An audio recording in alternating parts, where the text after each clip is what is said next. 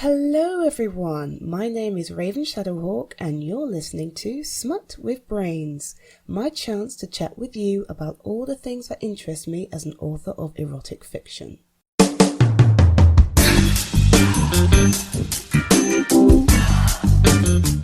Please be aware this podcast will often contain sexual content, some of it explicit, and that I occasionally swear.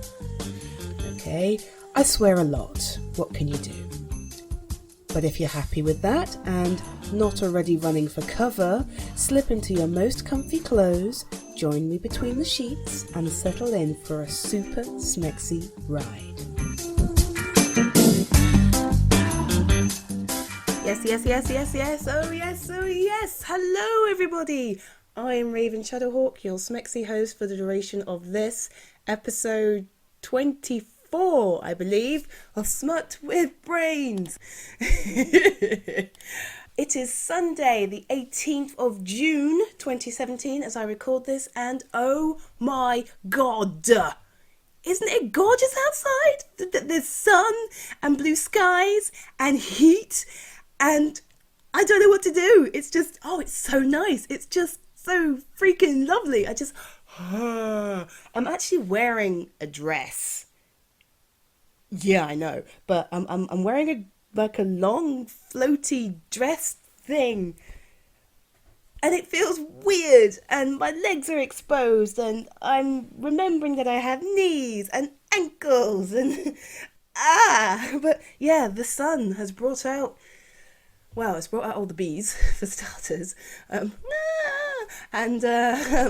all the other creepy crawlies, but it's just nice. There's people walking around in shorts and tanks and flip-flops. I don't like flip-flops, but I'll forgive them.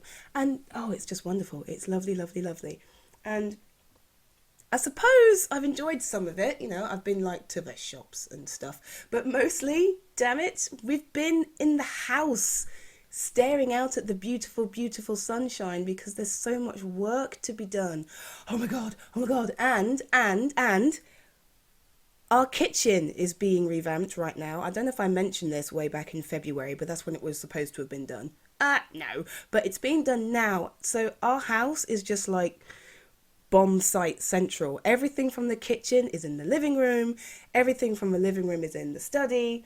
I'm in the study frantically trying to work or record or, do things that you do in the study. And at my back, let's see, what's in here? There's a bike and a moon chair and all the things from the cleaning cupboard in the kitchen. Oh, God. And video games. And, there's a giant tiger as well. Yeah, well, I suppose the tiger lives here. This is more his space than anybody else's, actually. The tiger belongs to the Funkmaster. It's actually part of the band as well. You guys knew the Funkmaster was in a band, right?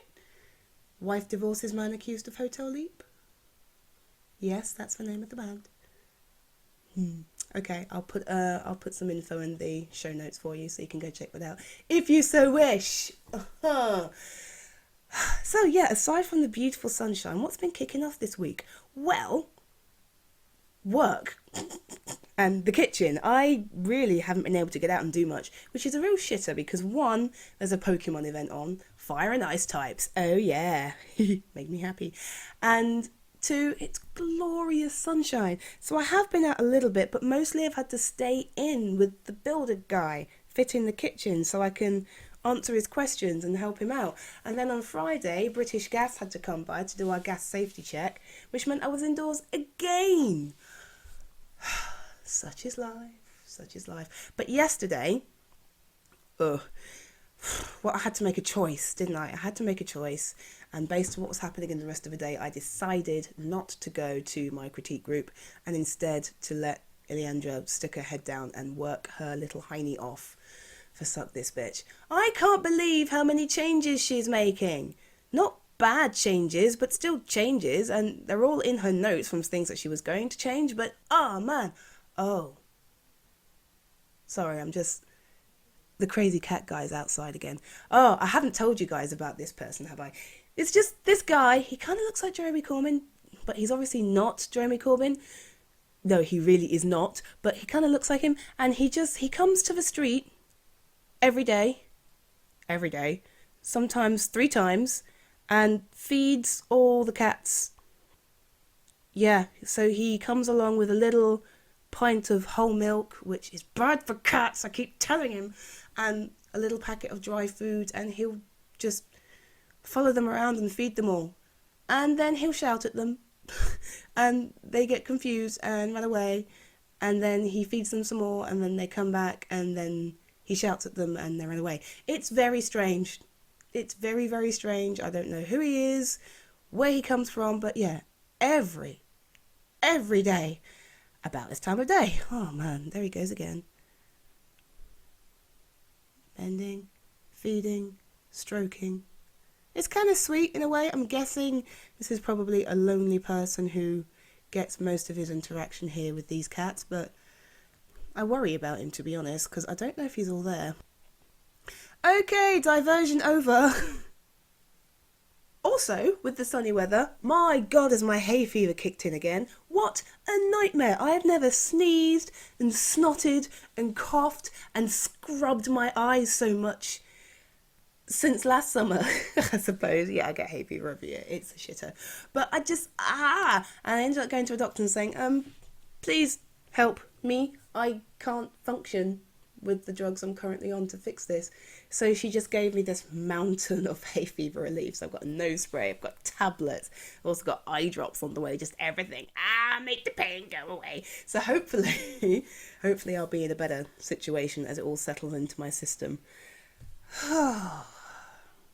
Thing is though, there are supposed to be things that you can do to kind of help hay fever, isn't it? Like eat honey from the local area and wash your hair as often as you can so that you don't carry the pollen around in your hair.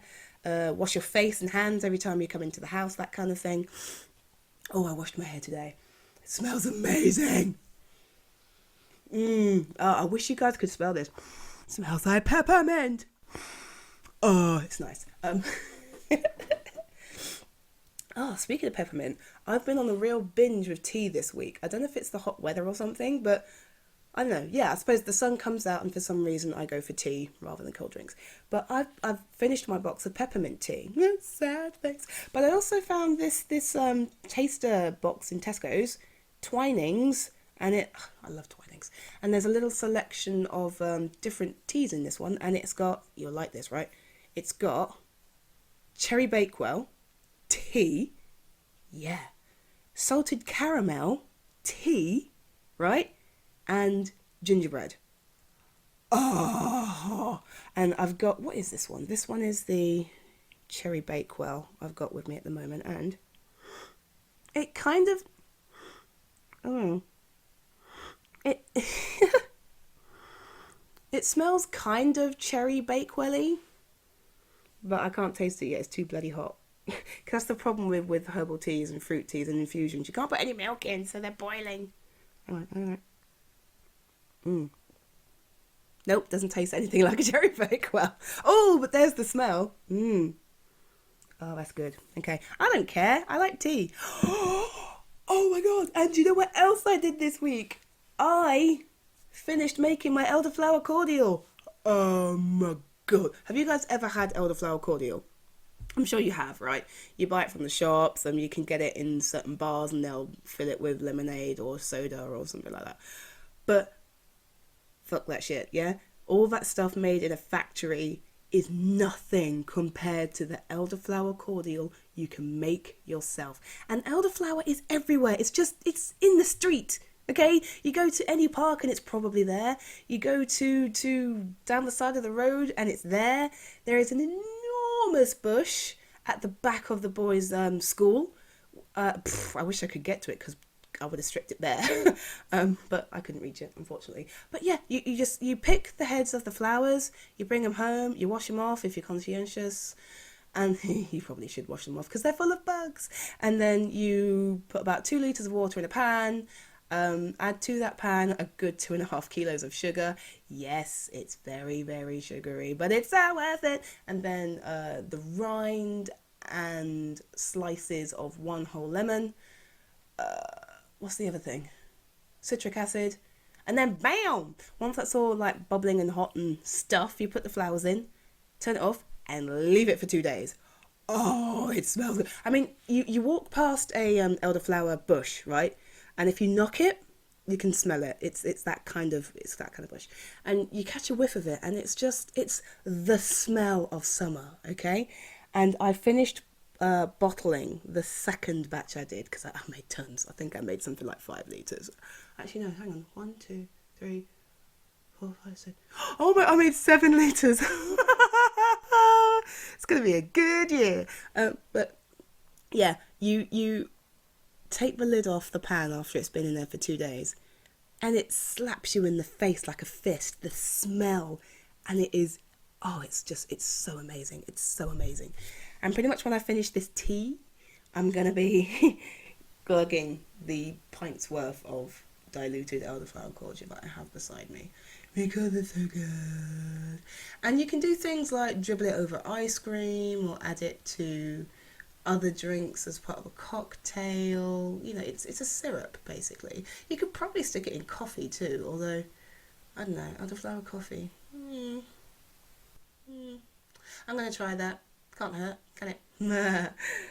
Right. I suppose on that note, it's probably time to talk about work. Boo, boring.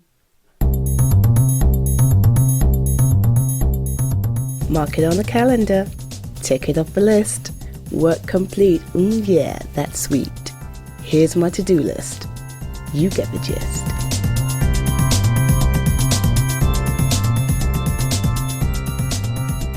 Right, so given that we've spent so much time in the house, Ileandra is well ahead on what she's up to. She's just flying. She is skipping along. Me? Well, I did what I wanted to do, kinda. I did some breaking news like I wanted to do. I actually got 2,000 words down, which I'm very pleased with.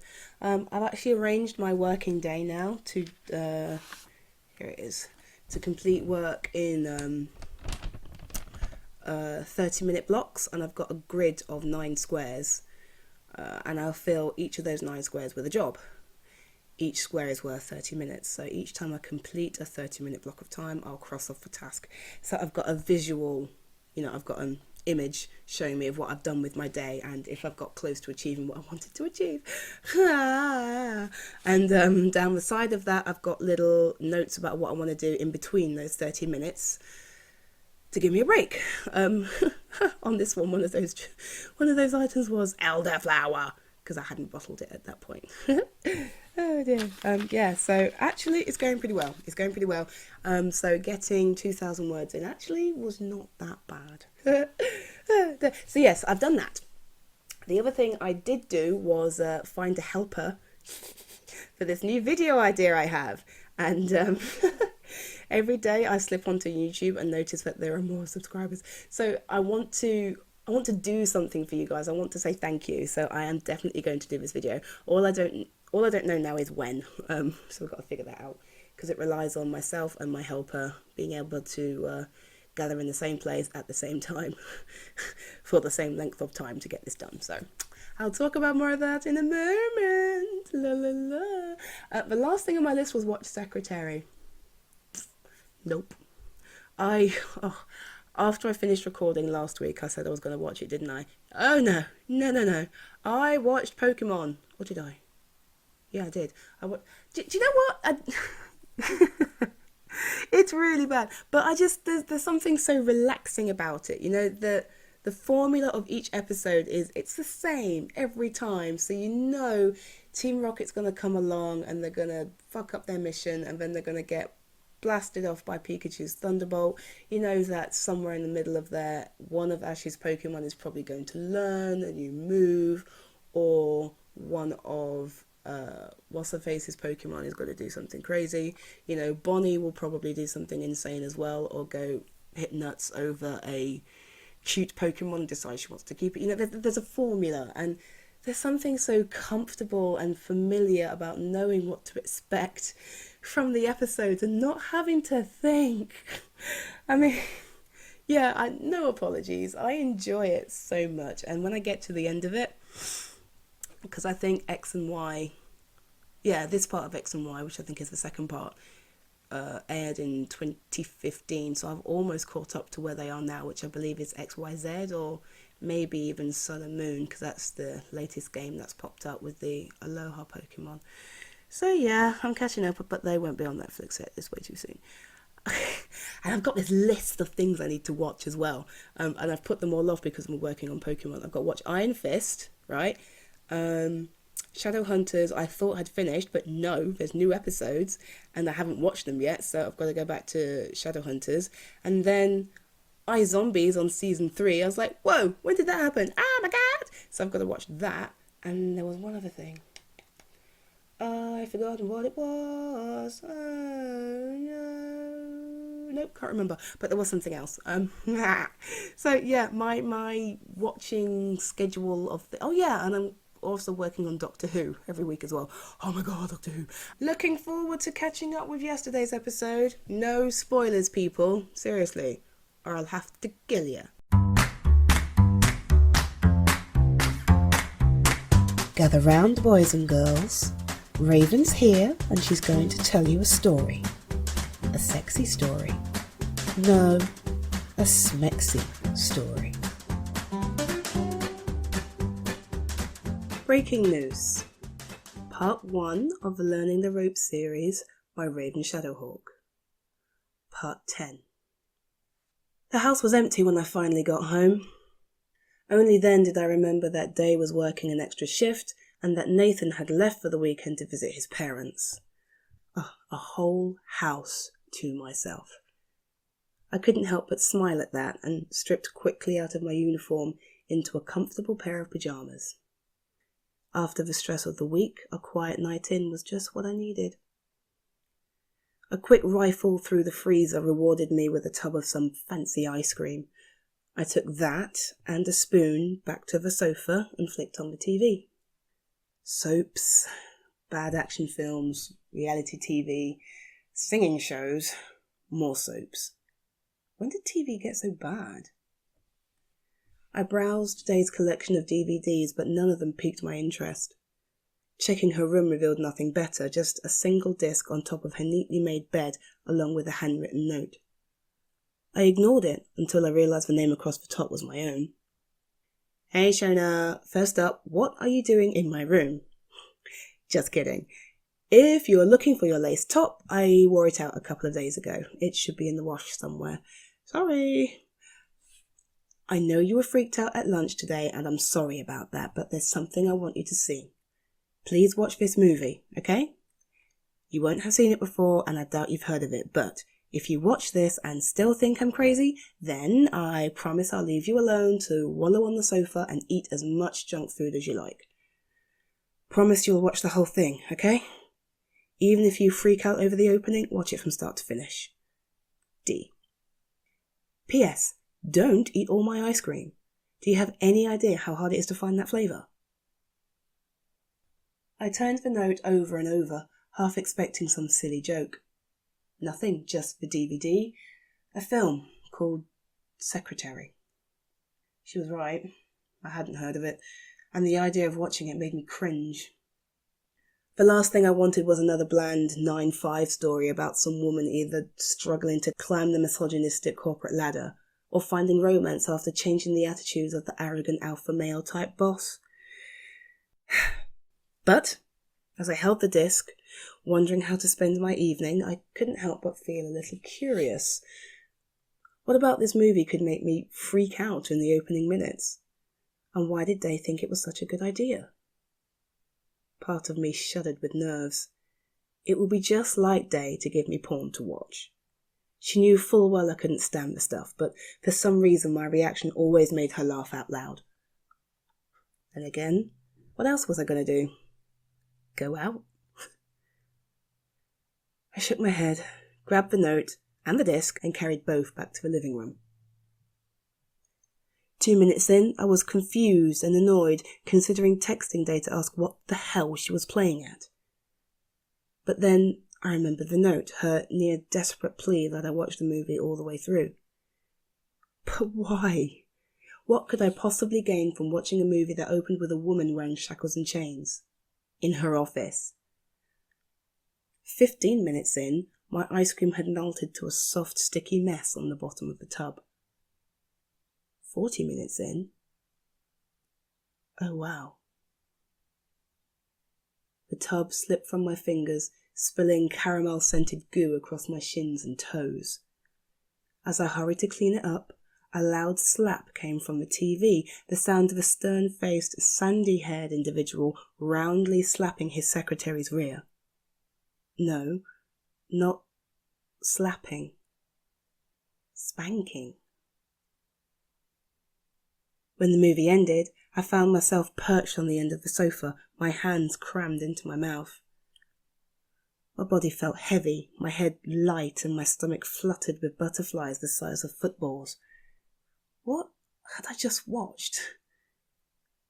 I stared at Day's note, then at the credits rolling up the screen. Is this what she was talking about at lunch? Those two in the film clearly loved each other by the end. No matter how the relationship came about, it was clear to me that their feelings ran deep. Genuine love, respect, and care. But that didn't tally with anything I knew about BDSM. The DVD ended and returned to the title screen, a collage of images from the movie itself. Again and again I stared at that spanking scene, saw his eyes blaze with passion as he slammed his hand against her rear, watched her eyes glaze with pleasure and need. My phone bleeped. A quick skim of the display revealed Day's number and a hasty message. You okay, honey? Home yet? I pinged back a reply. Hers came within seconds. Watch the DVD. All of it. Promise me. Then call me if you have questions. I couldn't bear the thought of telling her I'd already watched the smutty movie. My insides were still crawling, my head spinning. In the end, I left the phone and turned to the one thing that could help at a time like this. The laptop chirped as I started my internet browser, cursor blinking in the search bar. What the hell was I looking for anyway? Slowly, I typed in 4 capital letters. Hit image search. Oh my god. Chains, whips, ropes, crops, naked bodies, leather, high-heeled boots, torture devices, cages, blindfolds, handcuffs. I turned away from the laptop with my hands crammed back into my mouth, trying to snatch control of my breathing. It didn't work. What was all that stuff? Did people seriously do that kind of thing? And like it? Another beep from my phone. Honey, did you watch it? Are you okay? Need to talk? My index finger flew over the screen. You're crazy. I'm going to bed. Message sent. I switched off the phone, closed the laptop, and climbed into my sleeping bag. What could they possibly be thinking? That wasn't me. I wouldn't even know where to begin, and why would I? How could I? I couldn't even cope with injections from the doctor. How could I or anyone else find pleasure in pain? But those pictures. I let my mind drift. Back to the women blindfolded and restrained in those artfully lit black and white photos. My photographer's mind studied them closely, taking in angles, exposure, shadow and light. Each photo told a powerful story, even if the context and style of storytelling wasn't to my taste. Slowly, I eased out of the sleeping bag and pulled the laptop back onto my knees. This time, when I searched, I typed BDSM and photography. So many pictures, all of them incredibly beautiful. Women in all manner of elaborate poses, some with rope, others not, a handful wearing blindfolds, all of them naked, showing more skin than I cared to see outside the shower.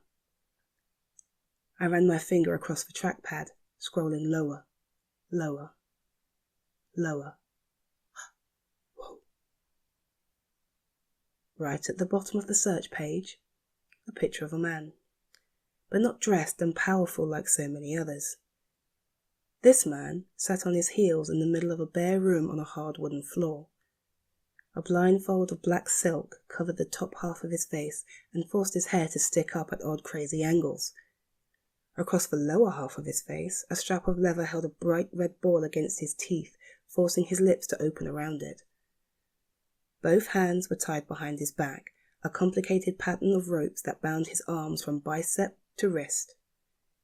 His chest puffed out, strong and powerful, but scrawled across it in bold lipstick was a single damning word. Slut. I stood and paced the living room, then into the kitchen where I poured a glass of water and gulped the cool fluid in 3 long swallows. Still hot. My skin felt clammy to touch. Another glass. A third. Now I felt sick as well as dizzy. Back into the living room, I picked up my phone. Is it just women who get tied up and blindfolded? I stared at the screen, clutching the phone, struggling to control my breathing as I waited for the answer. No. Another beep, another message. And with my plan, you'll be the one doing the tying. I licked my lips. That thought, crazy as it was, made my belly tingle in a way I hadn't felt for a long time. A warmth spread across my chest, stiffening my nipples, flushing my breasts before travelling down to rest between my legs. Me, tying someone up, blindfolding them, gagging them, making them kneel in front of me? The warmth intensified. I touched my thigh, stroking gently through the cotton of my pyjamas. My next message today took several minutes to write, longer to send. My finger hovered over the button for an age before I let it go. I have questions. Day's answer came back with a long line of smiley faces. I'll bet you do. The internet is your friend. Have a look around and we'll chat in the morning. Once again, I sat down and pulled the laptop onto my knees. Typed BDSM male submissive. This time, when the images arrived, I couldn't look away.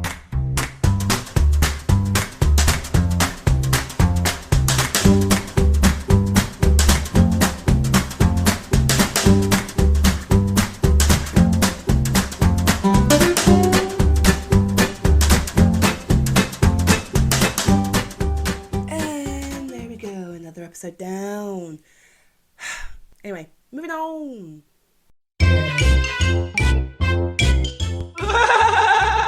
Things that make me laugh.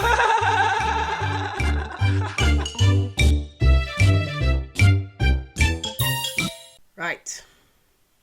So, I hinted about this last week, and I'm going to tell you about it now.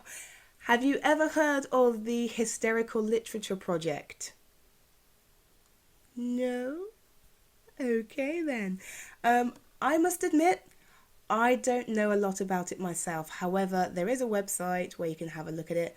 And I believe you can find it on, it's a LiveJournal blog. Okay, if you go to ohnotheydidn't.livejournal.com and you can search for Hysterical Literature Series, that's where you'll pick it up, okay? But the Funkmaster found this for me years ago. I mean, the blog or the entry that I'm looking at on the web now, it's from 2012, so it's old. You know, this is pre-children. Oh no, November, so it was after the kids. But yeah, it's at least 5 years old, and I'm going to read it to you, and then you'll know what my next video is going to be. Okay. Women read classic literature whilst being secretly pleasured by a vibrator. Yeah, you heard me. This is novel, in more ways than one. In the Hysterical Literature series, women read excerpts of great literature, trying to stay composed while someone under a table is discreetly pleasuring them with a vibrator. It's all part of photographer Clayton Cubitt's new series. In the video below, support the Hysterical Literature Project and benefit survivors of Hurricane Sandy at the same time. Yes, they were actually taking donations for it. And, oh my God, it's a crazy idea. It's a crazy idea, but I love it. I love it. And I remember watching these vids however many years ago, like 5 years ago, and thinking, well, a couple of things actually. One, bloody hell, you guys are brave. Two, I am so not an actor because there is no way I could keep myself straight-faced if someone was doing that to me under the table. And three, I could do that maybe. Yeah, these videos are available on YouTube. I will put the video links in the show notes as well. There are 4 of them, I think. Stormy, Danielle, Stoya, and Alicia. Yeah, they're the only ones I have on here. Oh, there is probably more than that. You'll have to go and have a look for them. These are the ones I know and recognise. I'm going to go look for some more now. But these women... these poor women. And their faces as well. It's just... everybody knows their O face, yeah? And you know how embarrassing it is to see your own O face. But these women, they're trying to read what... basically crazy. So yeah, that does make me laugh a lot. And because apparently torture is fun, I will be doing something similar for my next video. Oh, crud. Why am I doing this? Yeah, I still haven't figured out how to set up my living room to allow this, because I'm going to need a clear backdrop and my table and space under the table for my helper. So now you know why I needed a helper to get underneath it. And at the moment, since the kitchen/living room is a complete wreck and bomb site, there's just no way to do that in this house. It's not like I can take this video out on the road and record it in the street or, you know, a coffee shop. Can you imagine? We get arrested. So it's going to have to wait for a little bit. But I am doing it. It is coming. And I will be reading a passage from Midsummer Night's Dream, which I mentioned last week is my favourite Shakespeare play. It'll be a piece by Puck the Fairy. And the challenge for me, oh my God, the challenge for me will be to deliver the reading the way I did when I performed the piece for my acting course. I did a small acting course when I was in sixth form. And I missed the exam, but I was preparing to give this piece. So, yeah, I'm getting worked up thinking about it already. I am scared. I'm so scared. But I'm gonna perform that while being distracted, and the challenge will be to get from start to finish without fucking it up too many times. Ah, my God, the torture. The things I do for you guys, eh? When I have a better idea of when the kitchen is going to be done, I will then be able to tell you when this video is going to be done as well. So stay tuned, folks. It won't be long. Probably going to end up being July at this rate, but it will not be long, I promise you. If I leave it too long, I'll freak myself out and I won't do it. So I've got to do it quickly anyway.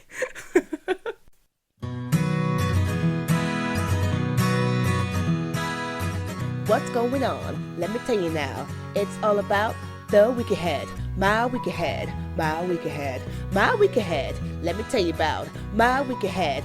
Are you ready now to hear about the week ahead? Okay, coming up this week then. More of the same. This is getting repetitive. I'm gonna rewatch Secretary. Obviously, I've just read that section to you where Shona watches Secretary for the first time. Those are the highlights as I remember them. However, I kind of just want to rewatch the film because it's a bloody good film. And it's a treat for my brain. So I'm going to do that. And I'm going to do some more breaking news as well. I suppose aiming for another 2,000 is good. I mean, if I look at what I did last week, clickety click, Yeah, so I wrote that last week and then I wrote another section. So the section I will read. Sorry, I'm just catching a glimpse of what I wrote. It's funny, the next chapter. Yeah, so the last 1,500 words that I wrote last week. Oh, so I did write 300. Woo! Maths is not my strong point, but never mind, because I just read 1,500 and there's another 1,500 here. Woo! Yeah, so this is what I wrote this week, and I'll read it for next week's episode. iPhone and Android. But yeah, again, if I can stay ahead, it's not a bad thing. Not a bad thing at all. Because I really want Shona to meet her guy now. I'm so excited. You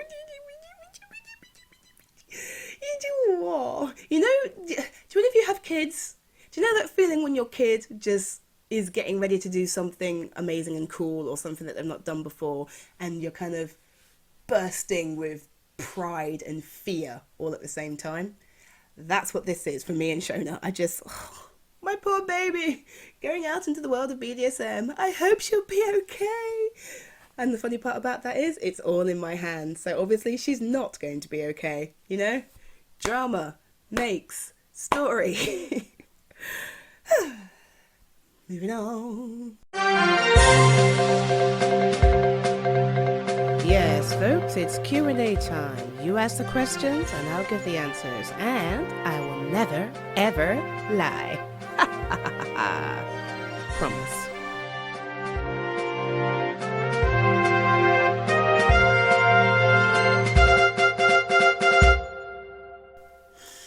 Q&A, okay, let's see what I have this week. Oh, 3 questions this week. Thanks, guys, you're treating me. Okay, 1, 2, 3. Question number 1. Would you, really, would you consider voice acting? Yes. Now, I could be a real dick and leave it at that, or I could elaborate a little bit. Yes, I would consider voice acting. I used to act at school, and I did some acting as well when I was at university, and then it all kind of petered off and died. I've done a lot of radio as well. I mean, it shouldn't surprise you, you're listening to my podcast, but I did some internet radio for Anime League, and then I branched away from them and did my own show. Well, I should say DSB did her own show. It was called Radio LA, and it ran through Spreaker. Then that went a bit quiet, and we then moved to Demon FM, which was based at, well, it still is there actually, De Montfort University, and we did a show there with a friend that went out every Thursday, I think, over the drive home. It was really quite cool. So I enjoy using my voice, and I also enjoy talking and acting to camera as well. So yes, I would consider voice acting. And you know what the really curious thing is as well? Given how much ASMR stuff I've been listening to recently, and the role play, so Gale Forth and Cardlin and The Grey Knight, given how much of that I'm listening to, there's a part of me thinking, could I do that? Maybe not me, because I'm busy, but could Iliandra find a way to do that? Because I wouldn't be able to put my stories on YouTube that way, because obviously I write the smut. But Iliandra does fantasy, and she does horror, and she does, you know, the occasional funny thing. So would she, and could she, modify existing stories, or write fresh stories to deliver in the style of specifically Cardlin I'm thinking about here, because he does a lot of role plays and comfort audios as well. Is that something that we could do? Is that something we could lend our voice to? And yeah, it's something we're considering. So yes, I would and have considered voice acting. I don't know if anything's going to come of it, but I have this podcast, so that's a start, I suppose, getting my voice out there. Yeah. Question number 2.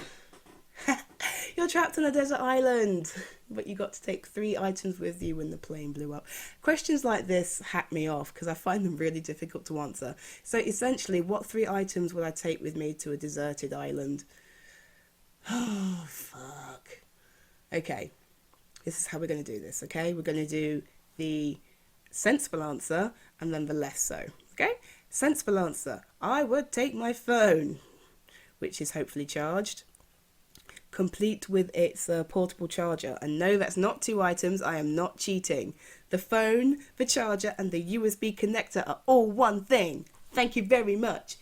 I would take... Ooh... Maybe a radio? Assuming the vehicle we were in, Skyplane, would have some kind of radio thing so I could call for help. And some matches, damn it. I've tried making fire without matches and it's fucking difficult. I can't do it. So yeah, matches or a lighter or just something that can produce flame. The less sensible answers, well, you know, you can't go anywhere without your favourite sex toy, I guess. So I'd have to find one that didn't plug in.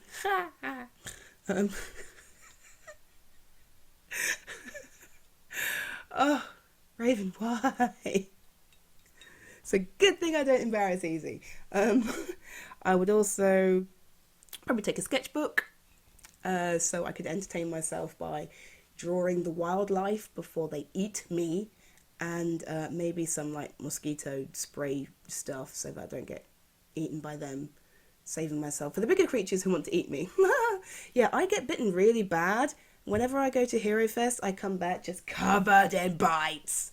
And yeah, it's not fun because I scar really easily as well. So you can tell if I've been bitten. That is the weirdest answer to a question I think I've ever given. What is wrong with me? Moving on. Question number 3. Let's have a look. Question number 3 is... if I could have written any book, what would it be? So I'm assuming this means a book that has already been written, clearly not by me.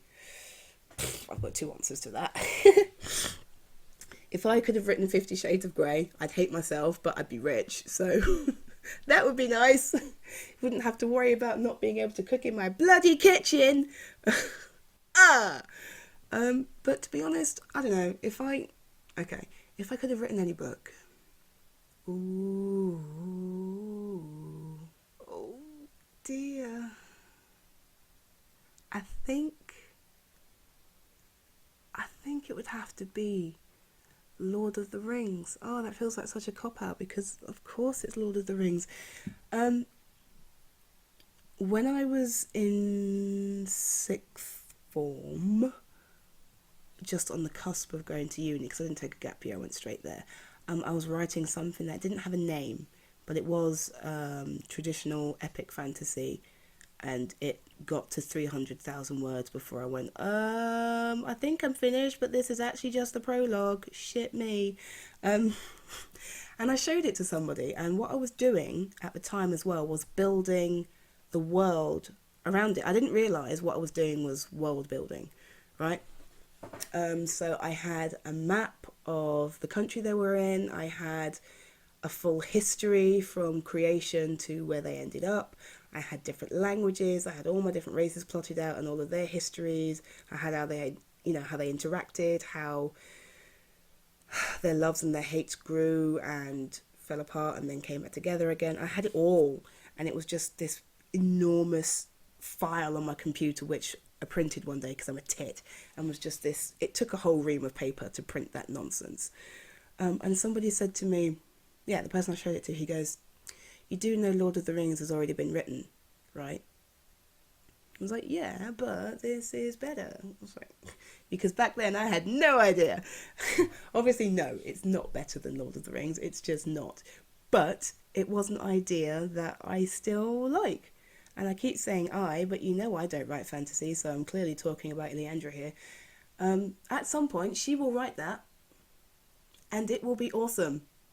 But we've put it aside for now because there's a butt ton of other things we need to do. But yeah, if we could have written any other book, it would be Lord of the Rings, and we kind of already have apparently tried to copy that.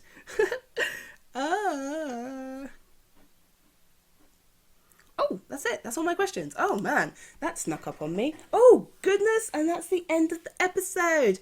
Cool, blimey. Oh man, okay. Thanks very much for listening, guys, and for hanging out with me today. It's lovely having you on board, as usual. If you have any questions you want to ask me and would like me to answer on the show, please do get in contact. You You know I love that kind of thing. Contact details are in the show notes and at the end of this track. Until next time, have a wonderful week. Take care of yourselves, enjoy the sun, wear sunscreen, and try not to get into mischief. Bye everyone. Bye. This has been an episode of Smut with Brains featuring myself, Raven Shadowhawk.